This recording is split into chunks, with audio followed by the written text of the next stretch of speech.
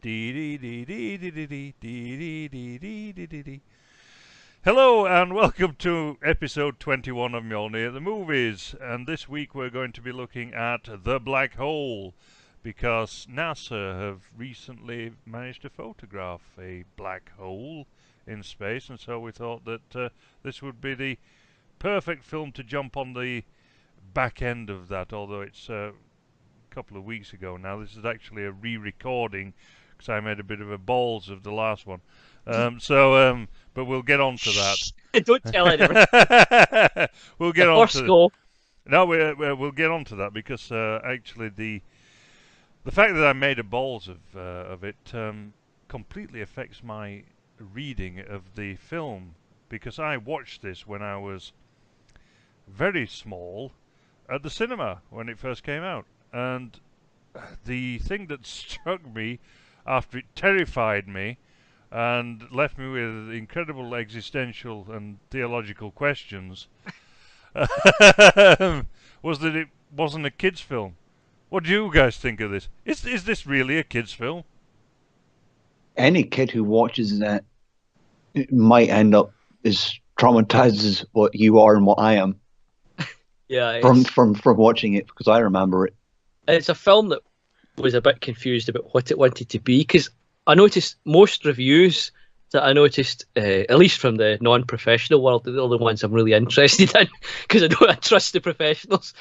And when you look at those, you see a number of folk talk about this adult film had bizarre, immature moments, and you realise that most people go into this thinking it's an adult's film with out-of-place kids stuff, rather than realising it was meant to be a kids' film with all this stuff that's actually out of place about philosophy and life, and really creepy horror moments too. Happy Feet is a kids' movie. The Goonies is a kids' movie. This is not a kids' movie.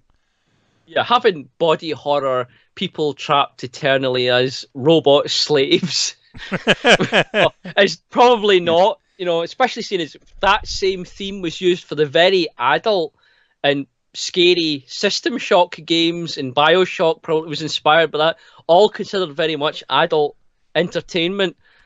And it was probably inspired by this film because this predated it, and it's horrific. And who can forget the guy who, Norman Bates, if you ever wonder what happened to him after he was arrested in Psycho, he went on to become a lieutenant in a spaceship. The scene where he's disemboweled by a robot with meat blender hands. That's right. What kind of kid can watch this and not be traumatized for the next 30 years of his life? Because he really acts it out. He really acts out, and you think, you can almost feel that blender going into the guts, and you think, a kid seeing that is not going to sleep for a week. Yep, yeah. Exactly. That terrified the shit out of me, I don't mind saying. I was only 5 at the time. Maximilian is probably the most terrifying robot I've ever seen in a film, actually. And to see that at the age of 5. And worse than any Dalek or anything. He's horrific. Yeah. Going on to that scene, actually, in comparing the two scenes, very famous scenes in the Psycho with Anthony Perkins to this one, actually, I think that this is far more frightening than the shower scene in Psycho. 100 times more terrifying. Because the way he behaved and the way that the blender arm moved in, and you saw the book shredded, remember? You see the book shredded and it cuts away. So it just cuts away for the explicit gore, but you know exactly what's happening because you see his reaction to it. That's right, yeah, you have his sort of screaming face and in agony and everything. It's And he falls off the balcony and lands in the electric cables and gets zapped. Yeah, horrific death. It's like a torturous end for him compared to just he's stabbed and dead. Yeah. Yeah. And then of course you have this other extremely villainous and scary character played by Maximilian Schell, this Dr. Hans Reinhardt, and he just says, "You shouldn't have done that, Maximilian. He was a good man." What? That's it. like slapping the dog gently in the head. Bad dog. Yes, bad dog. That's right.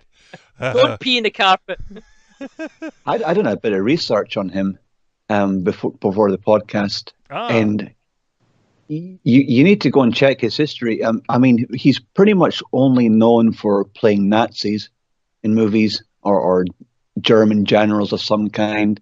Usually it's Nazis, but he also played in a fictional movie where he played Anne Frank's father. Yeah, so a purely fictional role. But he's associated with this, and apparently he was staunchly against Nazism and right-wing thoughts and beliefs, and he's seen it as almost like a duty to promote awareness of them. And remember, in this movie, he plays a wicked captain or a captain gone bad. So automatically the audience is going to tune in with the fact, oh, this guy's played a Nazi before. Oh, this guy's played a few Nazis before. That must mean space Nazi. Yeah, space Nazi of sorts. Well, yeah. Do you know where this name Hans Reinhardt comes from? I bet you're going to tell me. Yeah, well, there was a German commander and war criminal called Georg Hans Reinhardt. He commanded the 3rd Panzer Army. So that's where the name obviously comes from. So you've got this link towards Nazism there. There's this definite German element that is extremely foregrounded in the villainous character. And we'll come on to my mistake now, actually. Because in the first recording, I made a schoolboy error, and that was that I said that because his dying words, when Dr. Hans Reinhardt dies in the film, his dying words are more light, and I said that those were the dying words of Beethoven. They weren't. Heresy. I realized afterwards. I went, no, they're the words of Goethe. And this, all of a sudden, then I realized what the whole bloody film was about after 40 years. Tell us, I'm waiting to wait for this. Come on. You could have just kept that quiet, and everybody went, "Gosh, what a clever man!" At first glance, he got it. You could have hidden the method there and just really built yourself off as a genius. Too honest. Too honest. Tell us quickly. Go on. You bust for a week. So yes, Mehr Licht, as I say, the dying words of Goethe. What did he write? What's his most famous work? He's the most famous work that he wrote. Faust. I don't know. Oh, okay. This is Faust in space. It's not just Faust in space. It's Spengler's Faustian Man mixed with Goethe's Faust. So we've got Oswald Spengler's philosophy, because he took this idea from Faust, from Goethe's Faust, and this is the philosophical discourse that we're being dealt. For a 5-year-old, for fuck's sake, a 5-year-old.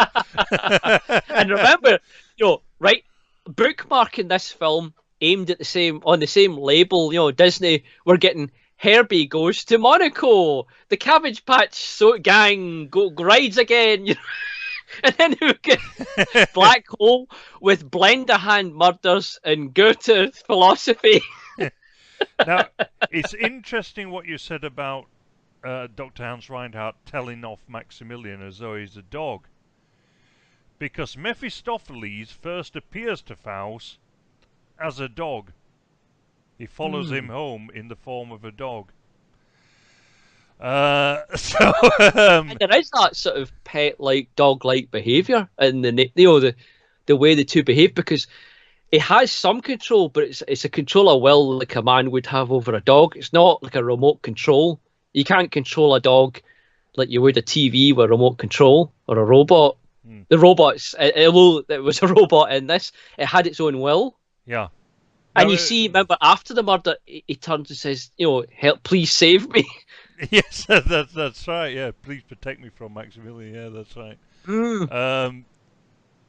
So the relationship's shifting. We've sort of hit this head on. Before we get to the philosophical aspects of it, I think we ought to get to the plot to give people who haven't seen it a bit of an idea of what's going on. It's definitely a film, I think. not because we're worried about spoilers, which obviously will come up, but because this film is so bizarre, you have to watch it to know what we're going on about, because what we're talking about will be bizarre. Yeah.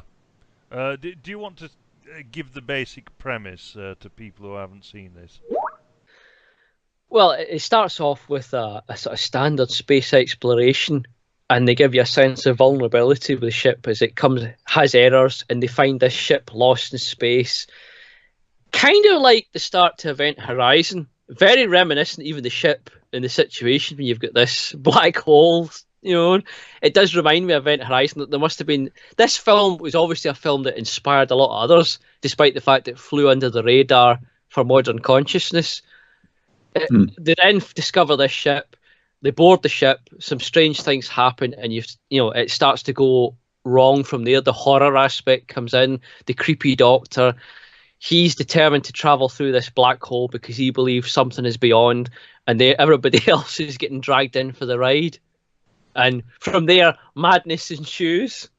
That's You know right. what I think it is as well? A little bit, and I was thinking about this since the last time we done the podcast, things that I never really thought about before. Is it not really just an updated, modernized retelling of the Mare Celeste? Like the ghost ship is sailing out there, because if you look at the ship they arrive at, it's very much like a big pirate ship or something like that, or a big galleon. It's got the masts and the towers and the scaffolding. It's like a big ship. So I'm thinking, was there a little bit of the Mare Celeste tale in there as well? I would actually say more the Rime of the Ancient Mariner by Cole. Iron Maiden song. Oh, Well, actually, Iron Maiden really did keep to the spirit of the poem itself, and in fact, as I remember rightly, Bruce Dickinson quotes directly from the poem during the musical interlude in that particular song. So yeah, but yeah, Rime of the Ancient Mariner. Basically, the idea is that the captain, the ancient mariner of this ship, he goes against the Judeo-Christian God, and basically is sentenced to eternal life, and his crew become basically zombies. Isn't that interesting? Isn't that just exactly what this is in this film? pretty much, yeah, exactly. In fact, talking about horror again, what about the unmasking of one of those crew members? Yeah. That's horrific. Yeah, You got to remember, this is Even like now. a 12 and under label this is aimed at. Yes. There's no way a wee kid could handle this or understand it. That's right. So yeah, so absolutely, you've got allusions to the Mare Celeste, to Rime of the Ancient Mariner. This idea to I'm just laughing because you can imagine, right? We're going to see Black Hole Kids. I need you to read this, and I need you to read this Yeah. because you're not going to understand a word of it otherwise. to You've also got like mad captains, Captain Ahab, Captain Nemo, Captain Birdseye, all those evil captains. Well, I didn't see any fish fingers in this. No. surrounded by children. Yeah. Yeah, absolutely. But yeah, Captain Ahab, of course, he goes hunting his whale. The black hole can be seen to be his whale. There's it's almost a retelling of a retelling of a retelling, that these ideas come up in European folklore all the time, and they're retold. And There's a lot of old stories mashed together in this. that's right. But in any case, that's what happens. You change genres, you change styles and media and so on, but the basic premises are always there. This is the nub of mythology and legend and folk tale and so on. I'm sure that the basic stories were all told in the ancient Greeks' time with their theatre, but it doesn't mean that we can't keep making interesting and entertaining things or something that can provoke thought. Well, that's right, because of course traditional storytelling is about reinventing that tradition for the next generation and so on. And so here, of course, we have science fiction, because don't forget that this is 1979, the end of 1979, 1980. The space race is very much alive, and we're looking to the future. People forget that what is now called postmodern, the postmodern age, used to be called the space age, and that it was an age of wonder not so long ago. A lot of big expectation for the future. Yeah. Folk forget that the TV show things like Space 1999 we were expected to have moon bases and casual space travel. That's right, yeah. New York should be a maximum security prison right now, as far as I'm concerned. Never happened. No. Liskin, where are you? There's a reason why sci-fi was big.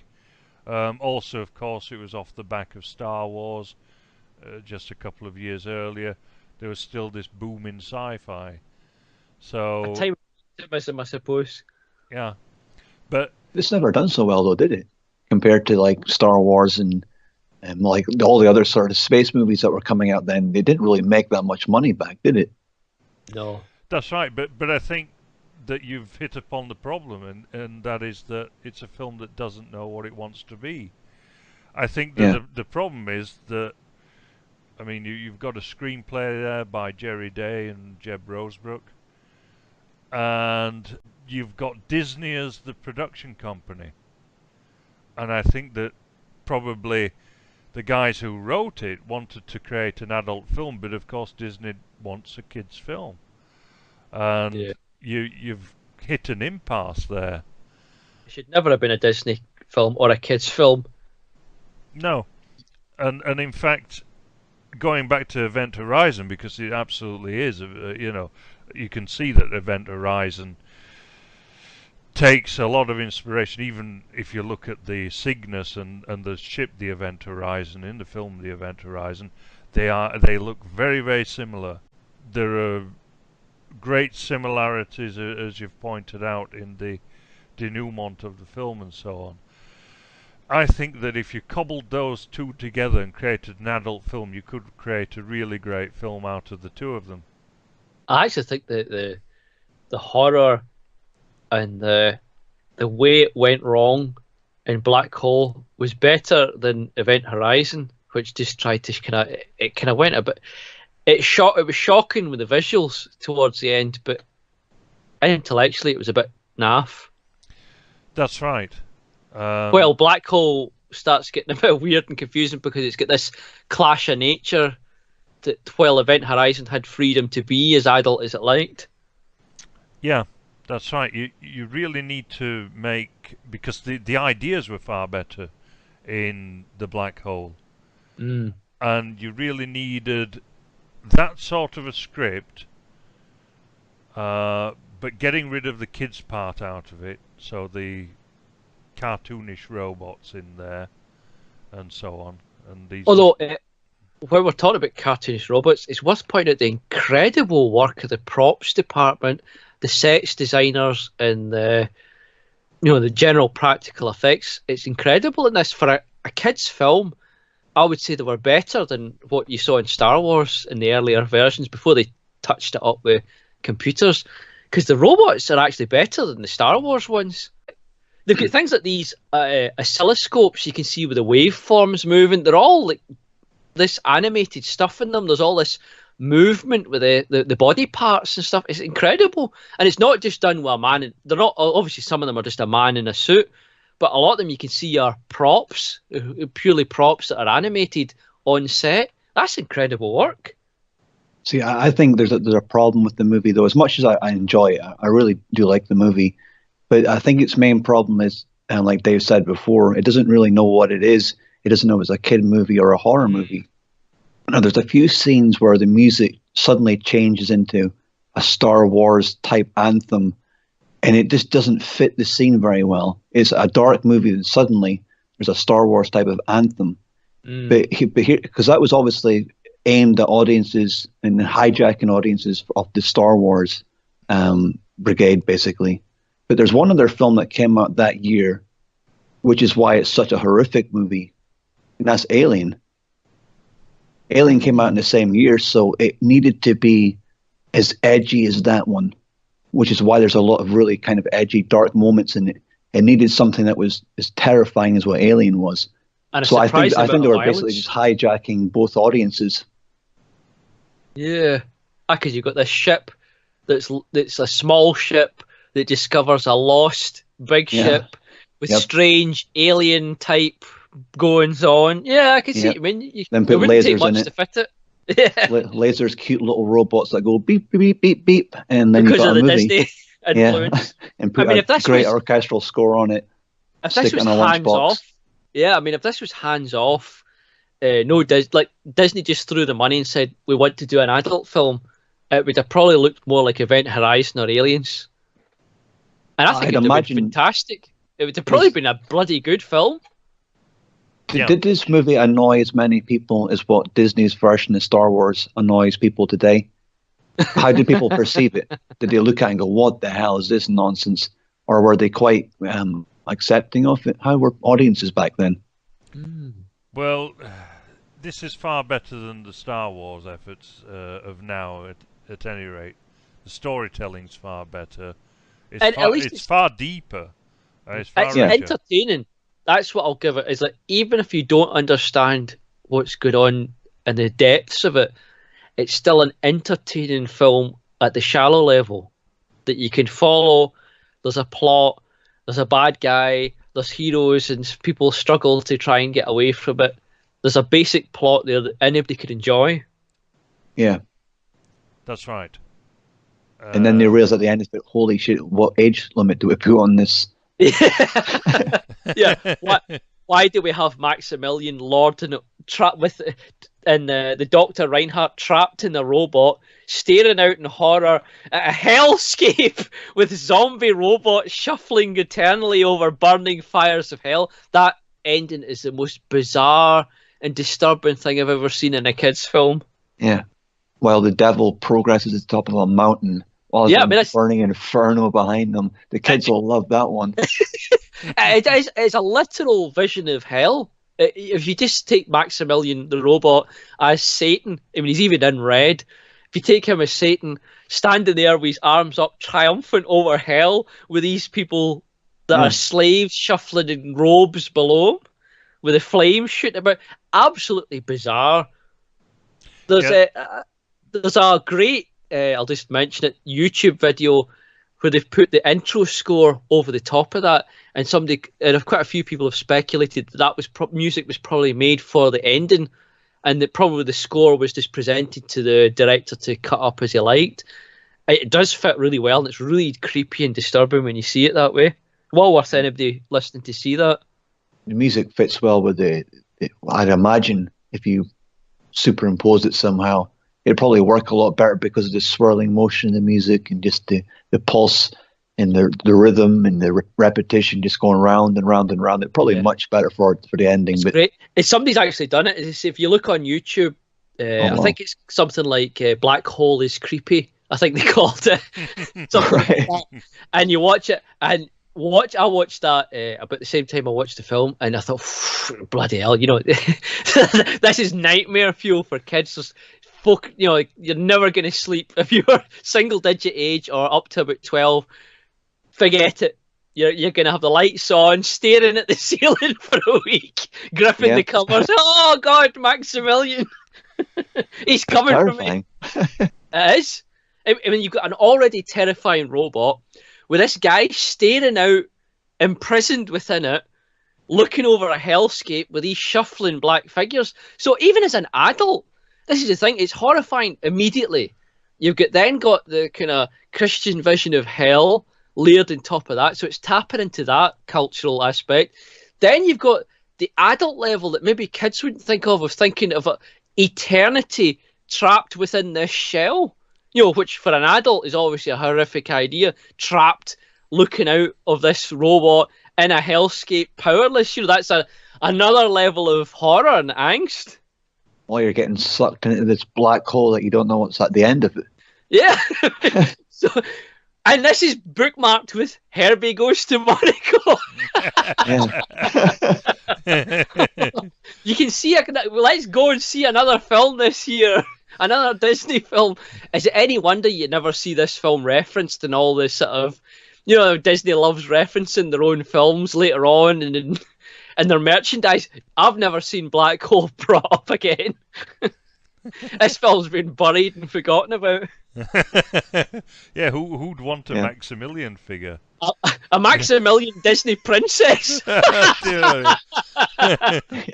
floating about the Disney park with his blender hands. Come here, children.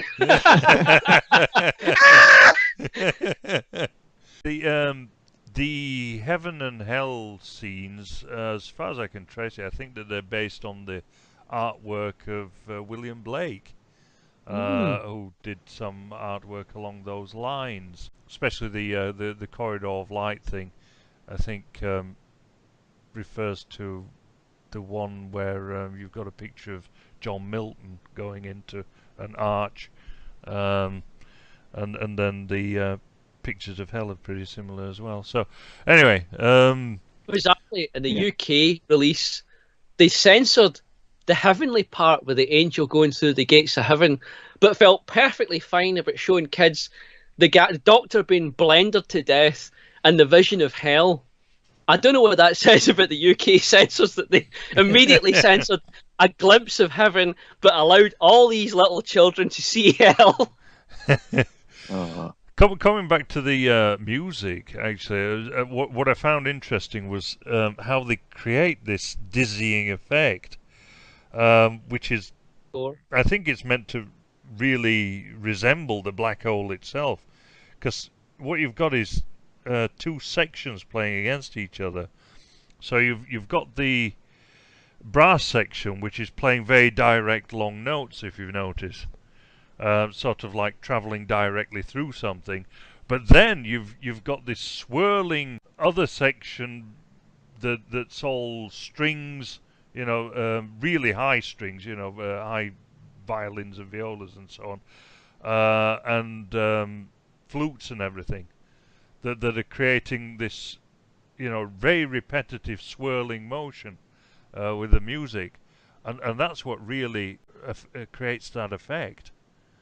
Well, so, if you can try and do something though, next time you listen to it, and it's quite good fun.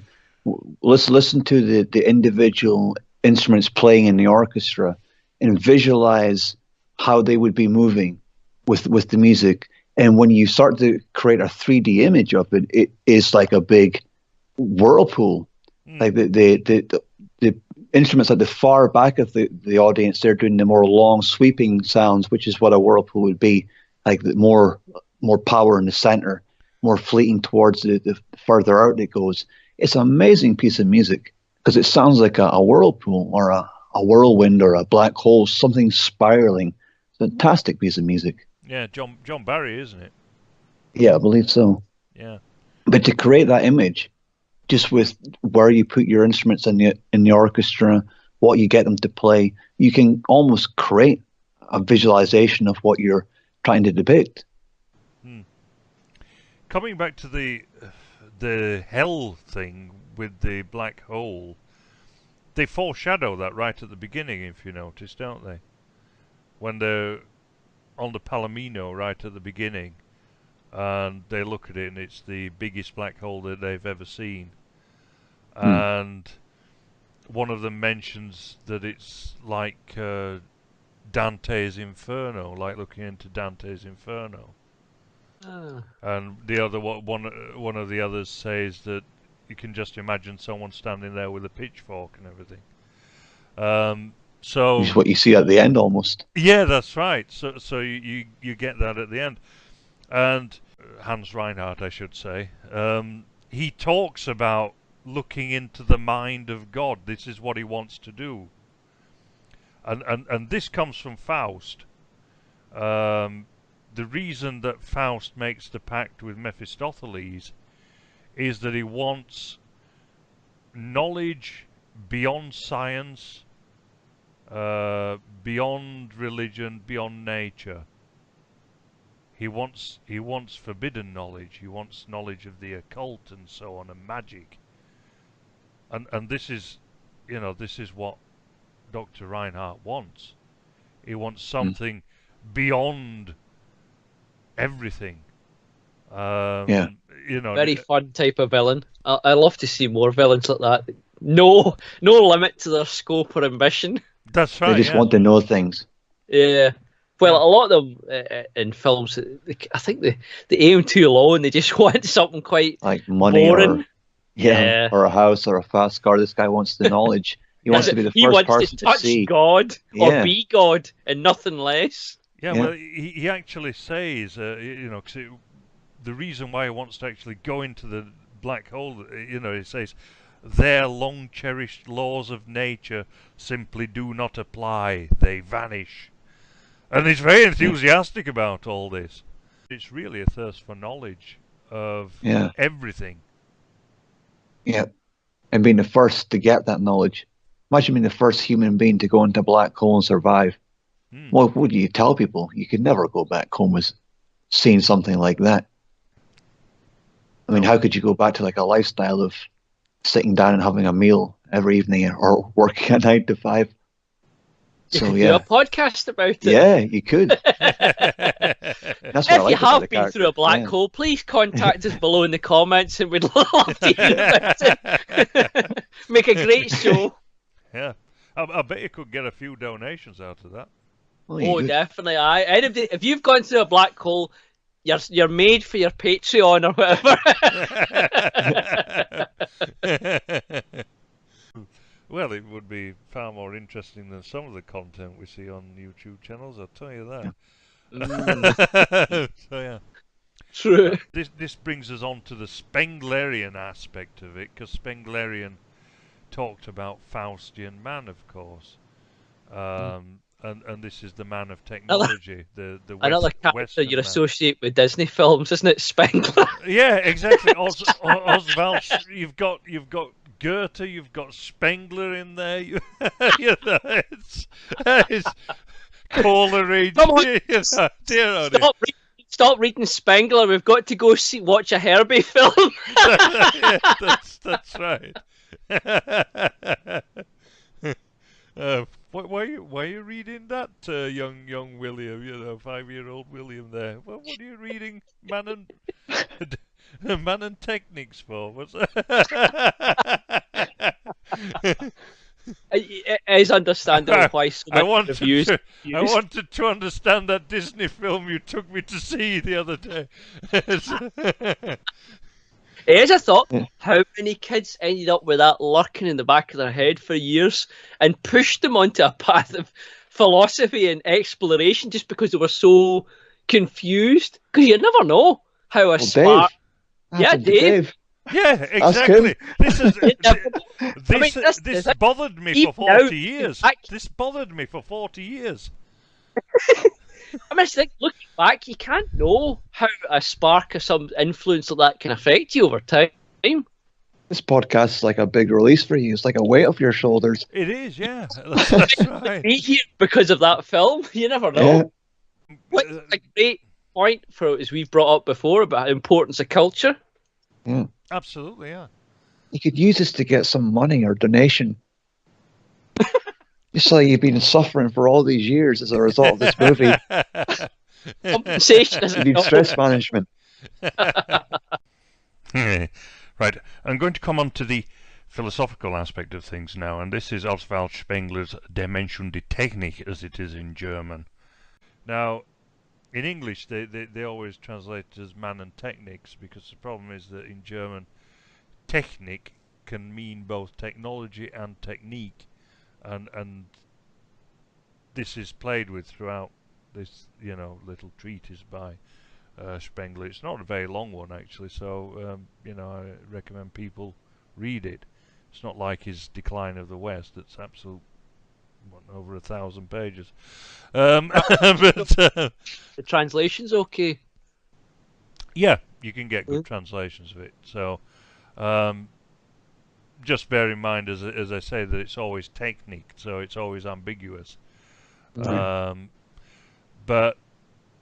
what he's talking about really is how Western man advanced and became this society based on city dwellers and technology.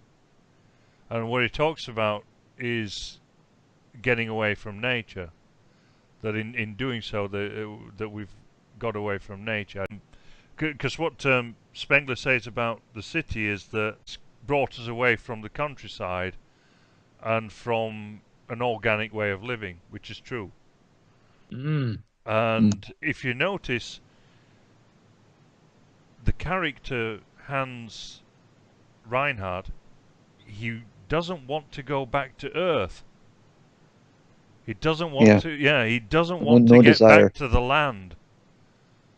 And so he's become Faustian, and also he's based everything on technology, on his mastery of technology. I've got the passage here that I'm going to quote. I'm going to leave a bit because it's not really relevant, but for these cultures grow up, though independently of one another, yet in a series of which the sense is from south to north. The Faustian West European culture is probably not the last, but certainly it is the most powerful, the most passionate, and owing to the inward conflict between its comprehensive intellectuality and its profound spiritual disharmony, the most tragic of them all. I'll leave the next bit. But it is here in our own that the struggle between nature and the man whose historic destiny has made him pit himself against her is to all intents and purposes ended. The northern countryside, by the severity of the conditions of life in it, the cold, the continuous privation, has forged hard racers with intellects sharpening to the keenest, and the cold fires of an unrestrained passion for fighting, risking, thrusting forward, that which elsewhere I have called the passion of the third dimension. There are once more beasts of prey whose inner forces struggle fruitlessly to break the superiority of thought, of organized artificial living, over the blood, to turn these into their servants, to elevate the destiny of the free personality to being the very meaning of the world. A will to power which laughs at all bounds of time and space. Note that. Which indeed regards the boundless and endless as its specific target, note that as well, subjects whole continents to itself, eventually embraces the world in the network of its forms of communication and intercourse, and transforms it by the force of its practical energy and the gigantic power of its technical processes.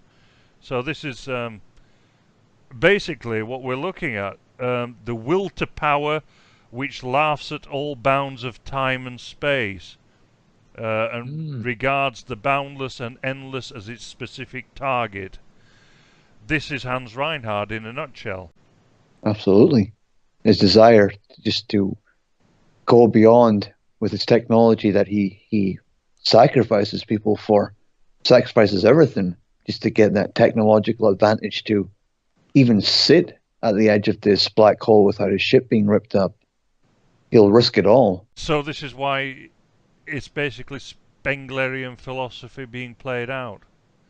He wants to become godlike himself. Of course, Spengler doesn't have a particularly optimistic view of these things. He said famously that optimism was cowardice, because he sees this as spelling the end for the West, whereas I don't. You see, his problem is that he thinks that everything has a life cycle.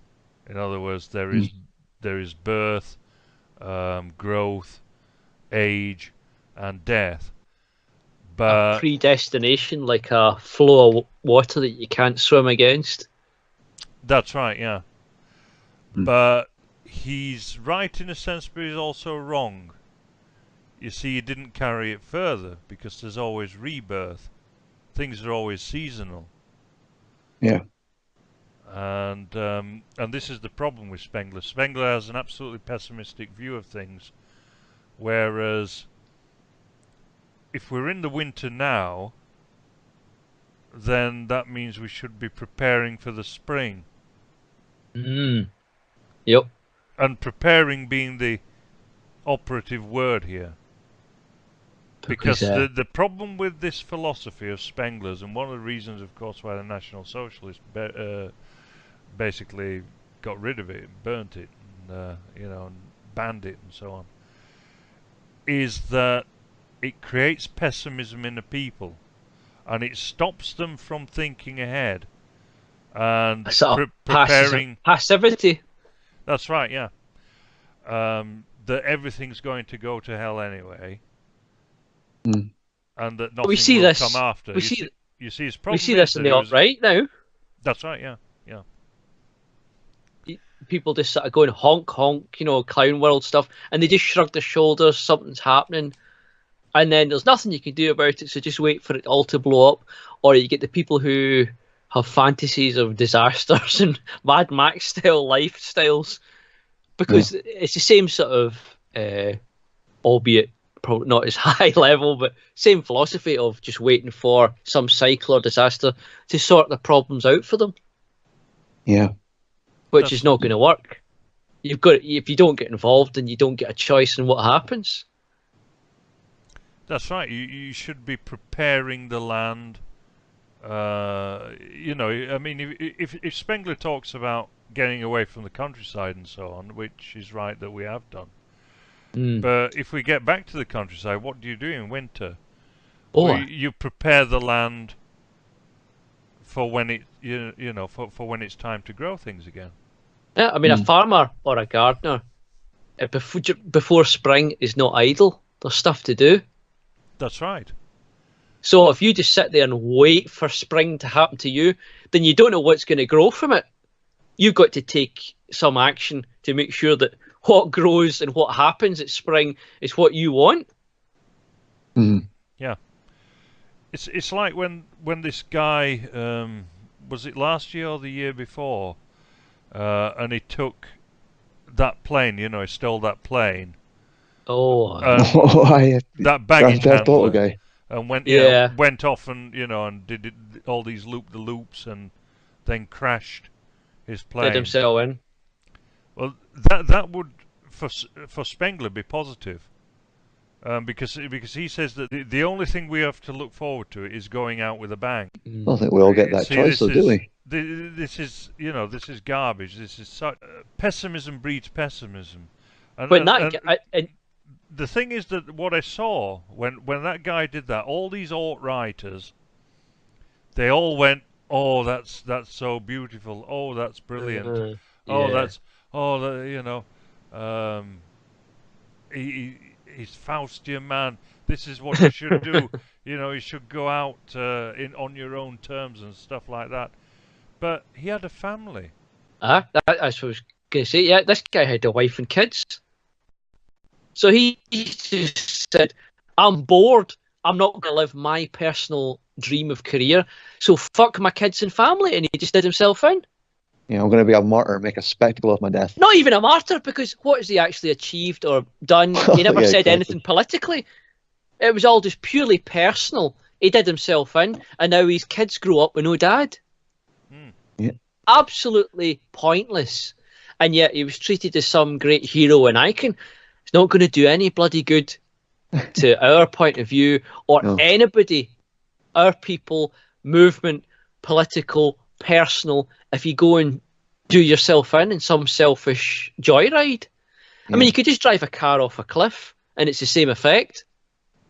If you go in your car and drive it off a bridge, off a cliff into the sea, it's exactly the same end, and it's not going to do any bloody good. And yet he was treated as some great, amazing hero. Yeah, the Sky King, as they call it. That's the name, the Sky King. Yep. Well, it's not exactly the bloody Sky King to his kid, is he? No. No. That's right. He's done something completely foolish, whereas what he should have been selfish. Yeah, and selfish. Whereas what he should have been doing was providing for his family, and because there's always hope if you've got a family. That's right. That kid has a future, and that future can be changed and impacted by the actions and beliefs of you now and your children in the future. Yeah. You see, my father provided me with a better platform than he had when he was younger. And, and it is my hope that I will do the same. Mm. That is, and you're that is progress. not going to do that by jumping off a bloody bridge. No, that's right. And going out with a bang, or getting put in jail for wearing a fucking mask and waving a flag. Yeah. Exactly. So I mean, he just basically did a big version of what you're saying there, Neil, the stupid Fed posty type stuff. Yeah. Do something good with your life. That's right. So this if he was willing to just throw that life away, why couldn't he have dedicated his life to something worthwhile instead? If his life had got to the point where he said, my life is not worth living for myself, why couldn't he have dedicated it to even his kids or to some good cause? Put in the effort of 10 years, 20 years, 30 years, however long he had left, put that effort in and see if something good comes of it. At the very least for his own bloody kids.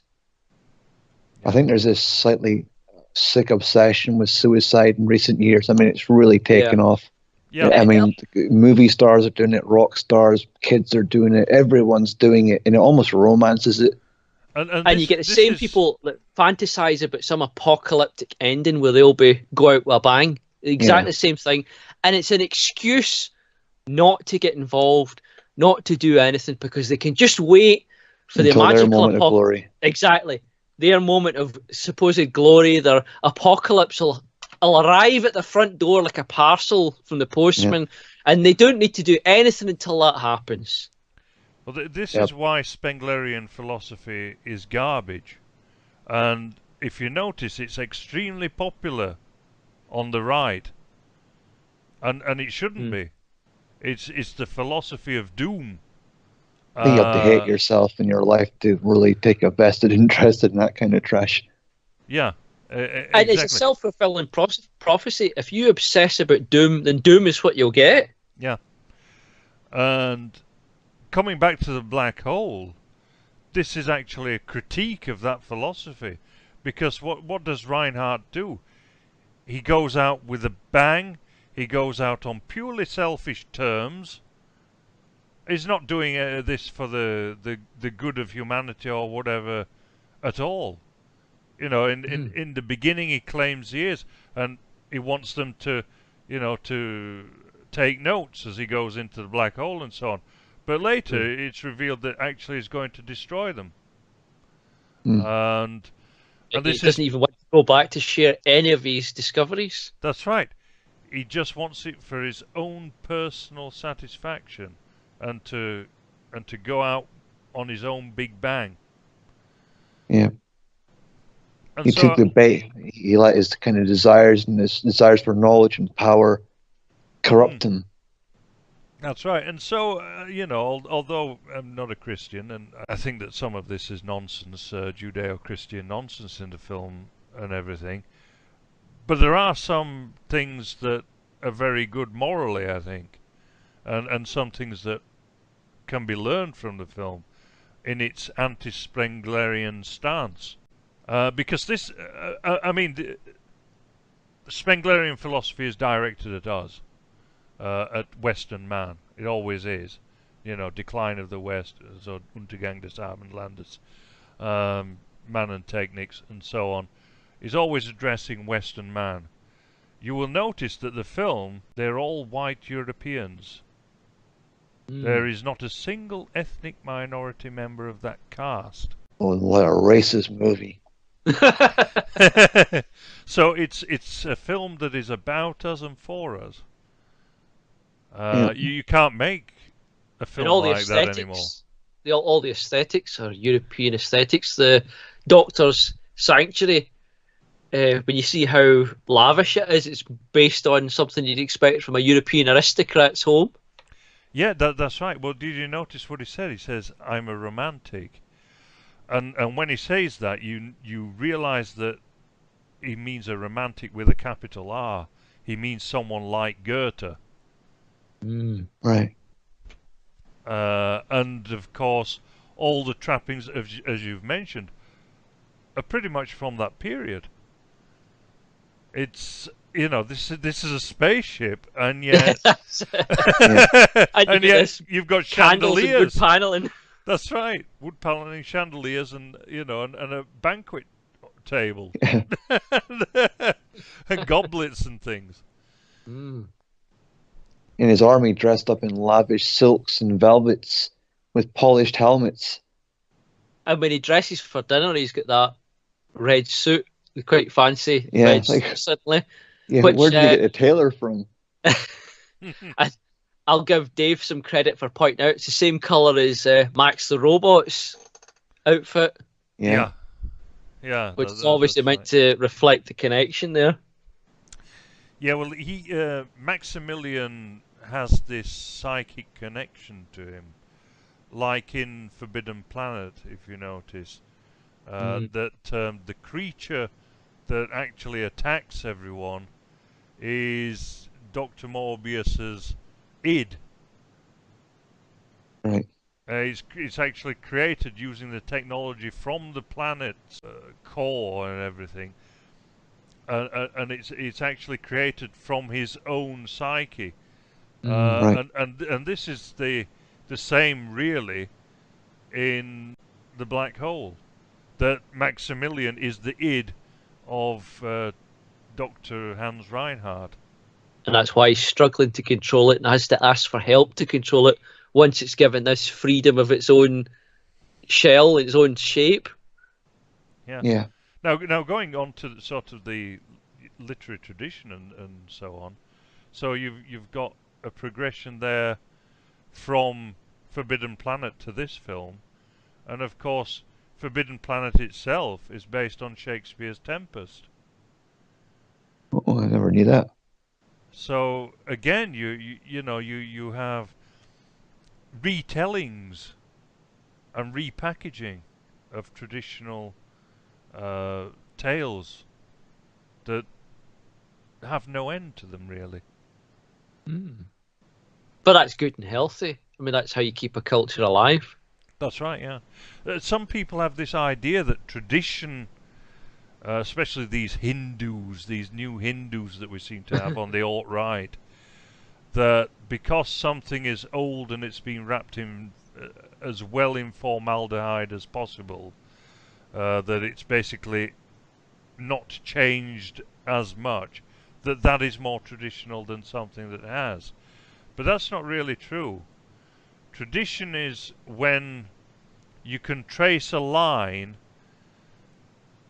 but you still pretty much have these ideas that have existed for all that time, but they've just been repackaged in different ways. Just like the people have a line going back to an ancient source, but they're very much of the moment and will fade and die in time, but the next generation will appear. Yeah. But there's still that line, that chain of people going back, and this should be the same with the culture. That's right. Now, when we talk about something not being traditional, it's when there is a revolution rather than an evolution of consciousness. Something from the outside that has come in That's that doesn't right. have an origin within. Exactly, yeah.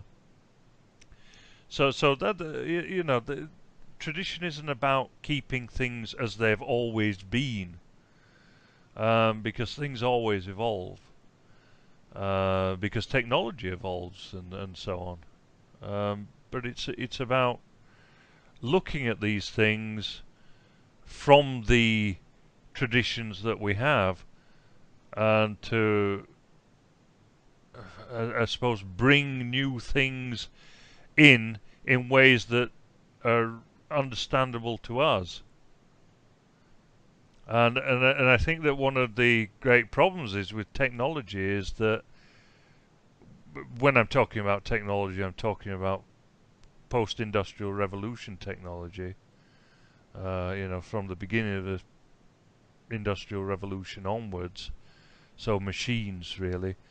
The problem is that Whiggism and liberalism had already took root at that point, And so we've had a view of technology that has been Whiggish and liberal and leftist. Whereas what we need to have is more of a view that is rightist and traditional, and about technology being in tune with nature rather than against it. Because, of course, technology is just a tool. It's a sophisticated tool, but it's just a tool at the end of the day. And the culture and the philosophy of the days determines how it's applied. Absolutely, yeah. So we need a new philosophy. I say a new philosophy, an old philosophy, actually. But one that hasn't been around for the past, well, depending on how you want to see it. Do you want to see the revolution as being Whiggism, in which case it's been around for 400 years? Or do you want to see the revolution, well, not even 400 years, or do you want to see the revolution in consciousness really as being the coming of Christianity, in which case, depending where you are in Europe, anywhere between 1,000 and 1,800 years. Yeah. So, yeah, pretty much 2,000 years. And the thing about it is, folks should remember that history's a very long thing, and people are going to be about, hopefully, for a very long time. So 1,000 years, to move past that isn't actually a big deal for a people who hopefully will be about for thousands of years longer. There's a lot of people, like you were talking about, the preserved and formaldehyde. Oh, it's X number 1,000 years old, so that it's 3,000 years old, so it's now perfect. As if the day it was written, it was less perfect than it is now because it's 3,000 years old, and that somehow lends it more air and gravitas and importance because it's now old. If it's right, it's right. It doesn't matter if it's right and was written 1,000 years ago or it was written today. That's right. I'm sure they had complete retards 3,000 years ago. Absolutely. You had the village idiot. You had the guy who fucked a goat, and everybody said, "Oh, fucking hell, he's a weirdo." That's right. But we know now, archaeological evidence. We keep finding older and older fossils. We keep finding older and older villages and towns and archaeological stuff like that. Göbekli Tepe or something like that. I can't remember how to say it. Mangled the word for it. Göbekli Tepe. Yeah, it's 15,000 years old, give or take a few years. Now, you really got to stop and think 15,000 years or so. And now you then worry about something being 1,000 years old, 2,000 years old, 3,000 years old. It's not that long, actually, in reality, for how long people have been about. So you can have something appear, you can have it last 1,000 years, and it can go away just like the winter can when the spring comes back. It's not impossible. You can move beyond something that's been about for a while. Yeah. No. And I'm quite sure it's happened many times before. Absolutely, yeah. Speaking of positive things in this film, I was interested with the characters, the good guy characters. Harry Booth, of course, turns out to be a bit of a coward and so on, doesn't he, and self-interested. And of course he dies like Hans Reinhardt does because he's self-interested as well. It's an ambiguous coward though, because you never know if he was trying to crash the ship or not. They do make that ambiguous. Really? Do you think that he deliberately tried to crash it? Well, the characters in the film say it themselves, and the way he did it, you think he had a almost surefire escape by that point. He'd got past all the big hazards, and he was just about to kick the ball into the goal, and then he feigns this ankle thing and runs into the other ship. I thought he was to get away. I thought he was saving himself. Yeah, I wasn't sure, because the characters in the film, they say that they don't know themselves. One says it's a coward, the other says, "Oh, what if he was trying to do what he did?" The ship careens into the doctor's ship. You don't know. You think, well, was it a suicide run to try and stop the ship and hold things up, or was it cowardice? I don't know. Well, It the was thing is, just made that bit ambiguous, which I quite enjoyed. I like the fact that they made that ambiguous. They didn't, spell it out for you. It's such a level of quality and craft that you just don't expect in a Disney film. No, that's true. An ambiguous suicide or coward. But I think what was interesting at the end was that you were left with this sort of family unit. In other words, the paternal figure, the maternal figure, and the young adult kind of. Who was useless. Who was useless, but I think he was there because in the first podcast I said as well he was pretty useless, and I didn't see the point of his character. But actually, I think it's to contrast with Captain Dan Holland's character. The sort of youthful exuberance versus the old head, the father-son relationship almost. Yeah. There's a narrative purpose to it, even though in real life you'd be probably saying, why the hell have I got this guy on my ship? Yeah, that's right. Because he's... Actually, the point where he's doing the cowboy still stuff with the laser gun when they refuse to let him on. Yeah, that's right. I mean, any of the, especially the Americans who talk about trigger discipline all the time, if you were near a guy with this lethal laser pistol waving it about, pretending to be a cowboy, they would explode with rage. Yeah, he would. But yeah, I thought that it was very interesting that at the end you have sort of the family reified after they come through the black hole, and is that a black sun they come across, do you think? It looks like one. That's a thought. Yeah, even that closing shot. Well, that's what a And black sun would look like. Yeah. And all the roles people had, like the was it Dr. Kate McRae? Her qualities were positive feminine qualities, but still a strong person. It wasn't people kind of get this idea that feminine means weak, but she was still a strong character in her own way. But the other characters had the masculine positive aspects as well. Like you had the youth and the adventurism, but you had the older male who was sensible, commander, leader. The role, even the roles they sort of dished out were actually very traditional in that sense. That's right, yeah. Traditional. She had this empathy and kind of ESP powers towards the robots, but also a lot of empathy and sort of abilities with the crew that way. Yeah, women's intuition to the point of ESP. Yeah, that's right. But of course, it all worked for the good of the group. Everybody was better together. Yeah, that's right. So you can have really good, positive female role models in films without stereotyping them or pigeonholing them or whatever. And at no point did they have to make the men look good by making the women look bad, or vice versa. The woman in no way was cowardly at any point. She was constantly brave. That's right, yeah. Just as the men were. Yeah. Yeah, that's right.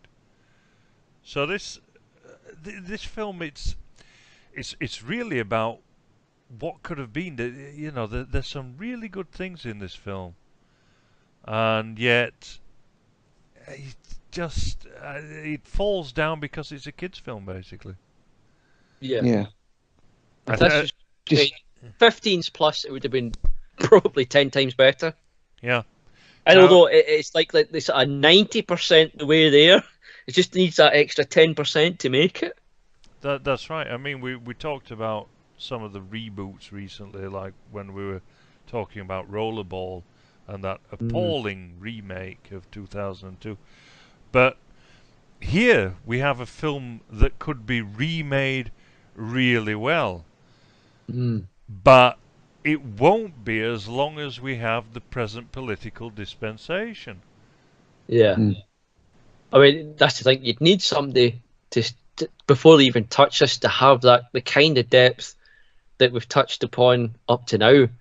You couldn't approach this superficially remake it. You couldn't remake this by just reading the script of Black Hole or watching the film and doing a shot for shot or trying to reinterpret from just watching it. You'd need that depth of Spengler and all the rest we've talked about up to now before you could touch it to do it justice, because you're not just going to remake it a version with better, effects or high definition or updated lingo. You're wanting to make the film that should have been. That's when a remake's worthwhile doing. Otherwise, it's pointless. But you will never be able to do that as long as you have things like diversity casting, That's it. pushing various political narratives like the LGBT narrative, the feminist narrative, and so on. Overt politics shoved into everything as well of the left. It's not just it's not subtle now. It's completely in your face. That's right. Yeah. The thing about And the other this problem film, is all the mainstream stuff has to be dumbed down and watered down to an international audience now. You were talking about Spengler and the rest that aimed at a European soul and mind.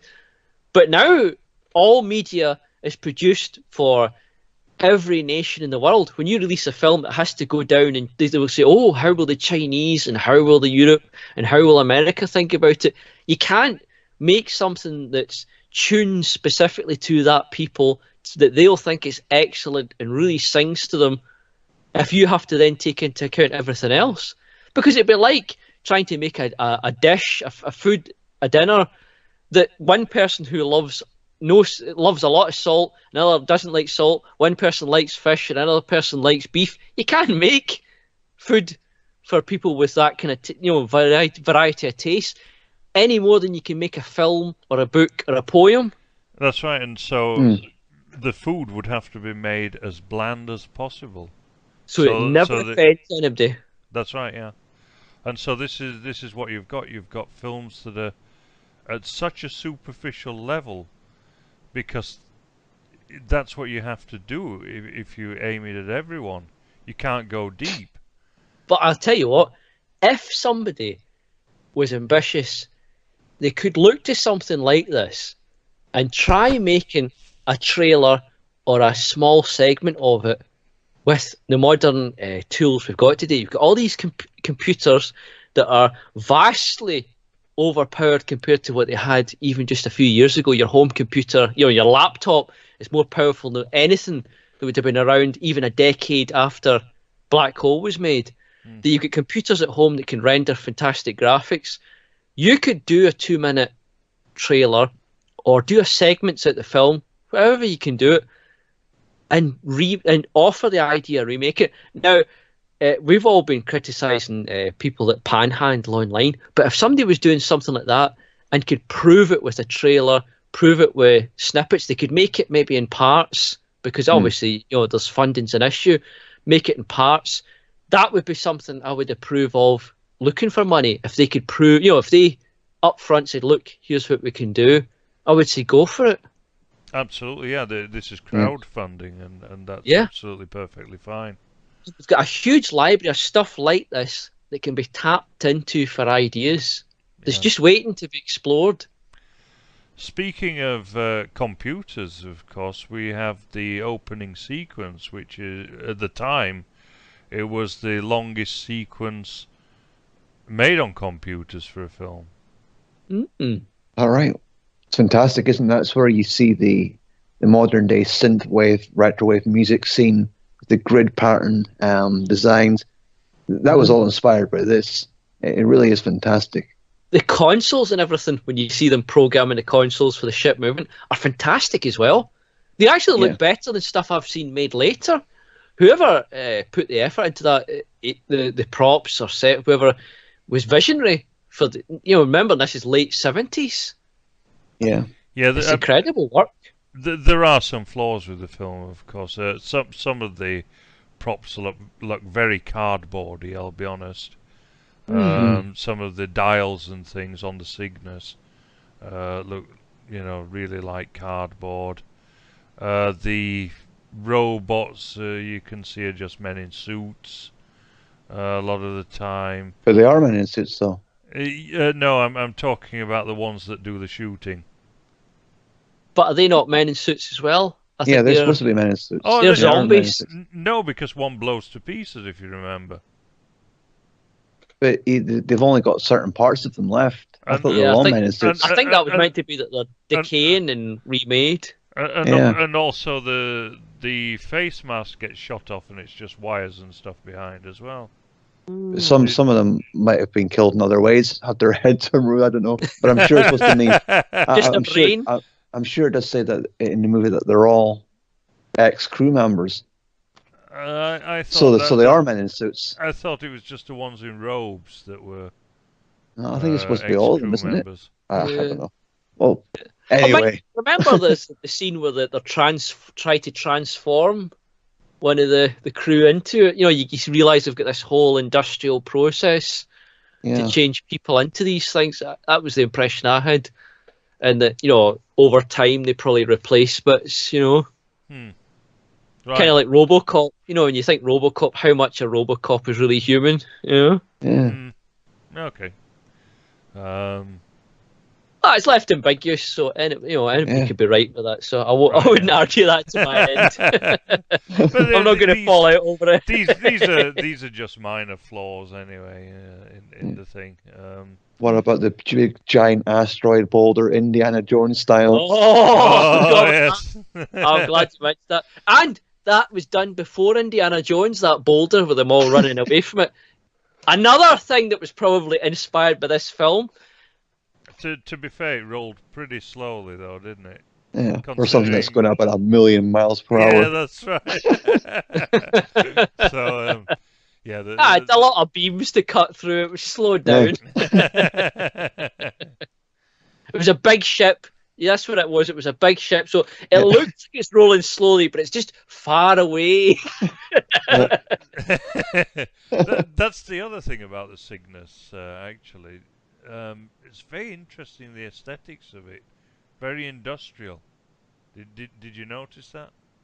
Yeah, it's like an industrialist, like an oil well or something like that, an old ship. Yeah. Or scaffolding and pipes and stuff. It's not like aerodynamic or shiny and smooth like it would be nowadays. No, I think that was sort of referencing, you know, this idea of post-industrial man. Yeah. You know, to again get the Faustian ideas in the Spenglerian ideas, I should say. And there was only very few places that you would think of as kind of normal human habitable spaces. Yeah, that's right. Like, for instance, the Doctor's Retreat, which was, you know, very lavish and stood out all the more because of the rest of the scenery. Yeah, and the quarters of the ship's crew that Ernest Borgnine visits. The long corridor there. But yeah, I think that the little details on aesthetics are very interesting. The 5-jeweled pendant as well that he wears. Dr. Hans Reinhardt. Again, alluding to magic rather than Looks a bit like the science. Medal of Honor. Or, yeah. Sorry? It looked a bit like the American Medal of Honor, didn't it? You know, the highest award they've got. It looked a bit like that. Yeah, that's right. Yeah, but I think that the pentacle was being referenced in there as well. Yeah, absolutely. And he does look like the devil in a way. You could even argue, if you want to, that it's almost like Dracula's castle in Dracula. It's the same sort of thing, like a big Gothic-looking structure, and there's something evil inside of it. Well, there's quite a few versions of Dracula where you've got him with undead around him, undead minions. Yeah. And essentially that's what you've got here, all these undead minions. He's got his powerful thrall, you know, Maximilian, the sort of hitman that's doing all of the work. Yeah, you can see Disney have really got a town. They got Nazis in there. They got vampires, zombies, horror film. Alien, Star Wars. They've really taken a bit 12 of and everything under audience, PG rated. on a lunchbox. But yeah, So- you know, I mean, this comes from Gothic horror. This you know, this idea of the villainous, oppressive figure who has magic at his disposal or unknown means and everything. This all comes from Gothic horror, which again comes from Romanticism. And what does it say? I'm a romantic. Very rich film again. It's a very high intellectual level. Most of the horror and disturbing stuff. You could have just had a guy. Oh, he's an evil butcher and he does bad things. You could have really dumbed it down. But they've made everything so high level that there's no way kids would fully appreciate this. You've got to be an adult, and you've also got to be an adult that has a certain level of awareness. Yeah, absolutely. So, don't be ashamed if you're an adult. Go and see this film. It's available on the internet, so... I'd be inspired by some of these things we're talking about. Why not? Absolutely, yeah. Some of the ideas in them and everything. By all means, of course, use it to create your own films and so on, because with the democratization of technology now, we can do these things. And there's fantastic remakes of lefty rubbish like Star Trek getting made all the time. You see people doing fan-made shows that have fantastic props and effects. Why not look at stuff like this that has different roots? Absolutely. Quite possible. The technology is around now. 3D printing could make you 90% of the props you'll see in this film. Absolutely right. And also, simple props and effects are easier to make than people think. And, with computer-generated imagery now as well, people's disposal, you can do effects on the computer. A simple laser effect is very easy to produce. Yeah. You could get a YouTube tutorial for half these things probably, and if you just type it in a search, you probably get a YouTube tutorial, 10 minutes, and you'll know how to do something better than you could see in these films. Absolutely. So it's just a matter of imagination and working things out, and of be course, brave enough to try it. That's right. And of course, we look at these things during these podcasts. So I hope you'll tune into our next one. Yeah. Subscribe as well, because you'll need to subscribe so you know when the next one appears. Yes, absolutely. And leave comments, suggestions, thoughts on the discussion down below. Yep. So we'll say goodbye for now then. I'm David Yorkshire. Goodbye. And goodbye from me. Goodbye from me. Bye.